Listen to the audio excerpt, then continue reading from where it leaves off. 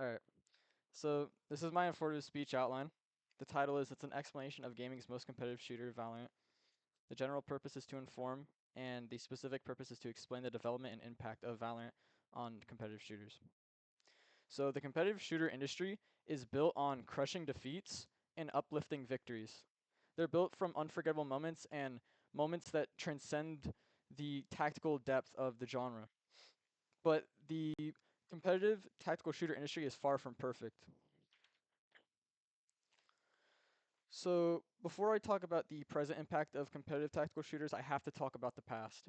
There has always been one competitive shooter genre that has dominated the industry. That has been Counter-Strike. This franchise, since Counter-Strike 1, also just called Counter-Strike, Counter-Strike Source to Counter-Strike Global Offensive, it has always globally dominated the industry of competitive shooters. So, though Counter-Strike has previously evolved with new releases, small updates here and there, the fundamentals of the game remain essentially unchanged. Um, the developers have shown us, the community, that they don't care about the game. They don't care about adding new content.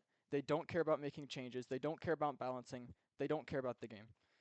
Um, as someone who has been immersed in competitive shooters for many years, I can confidently say that Valorant is building its fundamentals off the solid foundation once built by Counter-Strike. The industry of competitive shooters, though, um, has grown immensely with the inception of Valorant. But I want to talk a little bit about how Valorant actually rose to the top of the industry. So today I'll be explaining the origins of Valorant and its development and how it built its success from Counter-Strike. So first, let me talk about the development of Valorant. So from author Matthew Caceres in 2020 in his article, Valorant versus CSGO from a pro's perspective on Pinnacle.com, he says, in my humble opinion, the meta of Valorant shares about 90% of its DNA with CSGO. And keep in mind, in 2020, this is when the game just came out. So as someone that's played a considerable amount of CSGO and Valorant, I can attest that this is 100% true. The mechanics in Valorant are essentially exactly the same as CSGO. It's essentially the same game in terms of its foundation. But I also found a quote from Michael Higgins' article on GameSpot.com posted on April 15th in 2020. He says Valorant's agents are essentially heroes, all with unique abilities that feed into team play and strategy. This is where Valorant makes itself shine. This is where the developers of Valorant showed that they actually wanted to make their game distinctive from CS:GO. They did not just want to be a clone of Counter-Strike. So now that I've talked a little bit about the actual development process of Valorant, I want to delve into why the game actually became so popular. So, um, in Jerome Heath's article called "All Abilities in Valorant," posted on April 1st in 2024, he says Valorant has cleverly combines aspects of various first-person shooters. This is 100% true.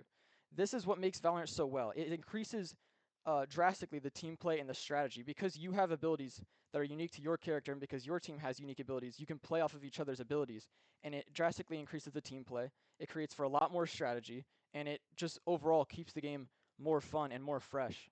The developers are constantly able to update the abilities or update new characters and show us, the community, that they genuinely care about the game and improving the game. Um, this also makes it a lot easier for newer players to get into Valorant. This is one thing that Valorant has over CS:GO, and why a big reason why it became so popular. Valorant has a lot of players who are beginners. It has a lot of players who have reached the highest ranks in this game. This is because the mechanics of Valorant have been designed specifically by the Valorant developers to be easy to learn. This means that anyone can just pick up and play Valorant. This is something that CS:GO does not have, and is something that's always hurt its popularity. CS:GO is not simply a game that you can just pick up and play. Its mechanics are very hard to learn even at a beginner level, and the skill ceiling is very high for the mechanics. This means that the game is essentially played exclusively competitively. There's not really a casual scene in CS:GO, but there definitely is in Valorant. Okay, so now I've talked about why the game has actually become so popular. I want to talk about some of the challenges that Valorant faces. So Valorant has met many challenges. Um the biggest challenge uh, has honestly been the comparisons made between Valorant and CS:GO, especially in the early development of Valorant. People were wondering if the game actually had enough to differentiate itself from Counter Strike. Um, like I said earlier, the foundation of the game is essentially just Counter Strike with abilities. So that was a big concern in the beginning.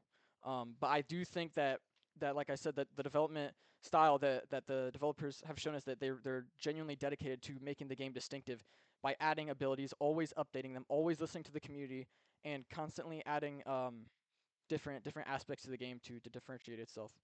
So another thing that is also another challenge that Valorant is also facing is the player retention. It has always been a formidable task for the developers of Valorant. Because the game is reliant on the abilities as essentially the only thing distinctive from Valorant and CS:GO.